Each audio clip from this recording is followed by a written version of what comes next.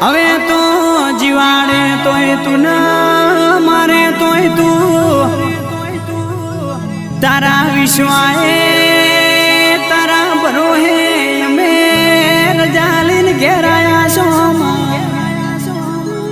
તારા સિવાય કોઈ મારું બાવડું ચાલે એવું લાગતું નથી